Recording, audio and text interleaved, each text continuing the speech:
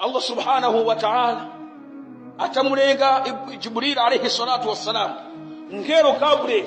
ngana mpasa mpata wengero Gabriel pita ukayangane kujanna ukaone ntendera umene ndakosekera akapolo wanga okulubirira upita ukaone simene ina akapolo wanga ndakosera zinaga kumana nazo akachoko moyo chikuwa pansi kamata akapolo wa Mulungu akunena ifetu komosuzi watu ndio upite ukasusumire kukahena ukaone simene ndakosera akapolo aine ondinyosa ine ngero Gabriel anapita ku Jahannam kukaona simene zili kumene kusopya makalaribu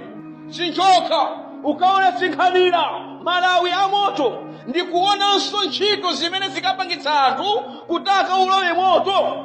ananena mngelo Gabriel ambuye Mulungu apatu Jahannama hii anthu ambiri ndi aukayilowa kwende ntchito zokhazo zimene munthu amakonda zimene mwayika sokalowesera anthu ku Jahannama sokoma za moyo uno zambiri ndi ntchito zimene zimakapangitsa anthu kutaka ulowe ku moto Jahannama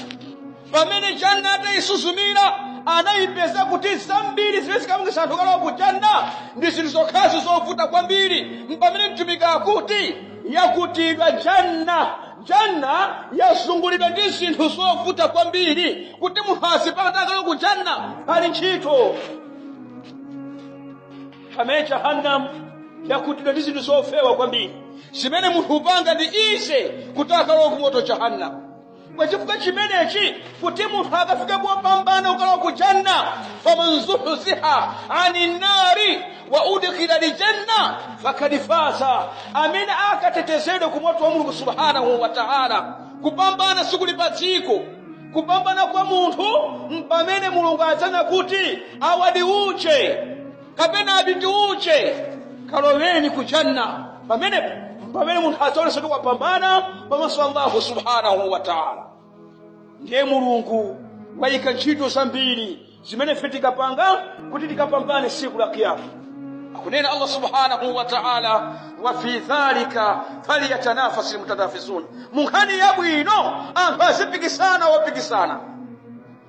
anthu apikisani munkhani yabwino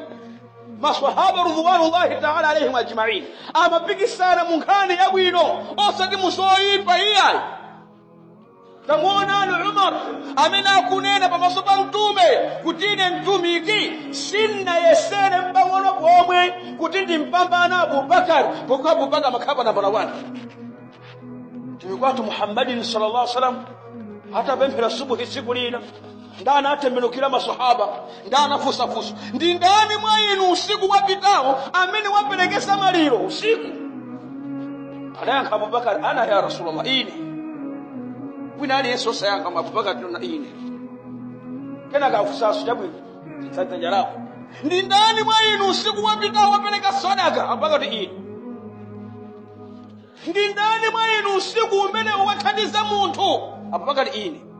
aliyense Abubakar mangopezeka ine Abubakar eni changu pazinthu awa ndi Abubakar eni changu pa zinthu zake zabwino ndipo alipo ena achangu pa zinthu za haramu ali pa nambala 1 mukapeza ku haramu khapa nambala 1 ndipo siku la kiyama subhanahu wa ta'ala anthu akayika position Allah subhanahu wa ta'ala akayika chimuliro lonse limene anthu amapanga pamapezeka wina ali pa nambala 1 chimuliro lonse limene anthu amapanga pali wina nambala 1 chinguyelekeza chimu la ndudu kusuta foja alipo ena amaliza mapaketi a foja achaka 1 million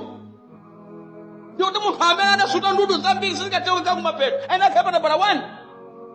ndipo anthu ena amene amamwa kwambiri kuposa nzawo mitundu yawo nawonso akhapa nambala 1 ifine kuchiwerewera alipo ena amene adalemba mu diary yawo asimayi nasi bambo amene adapanga nawo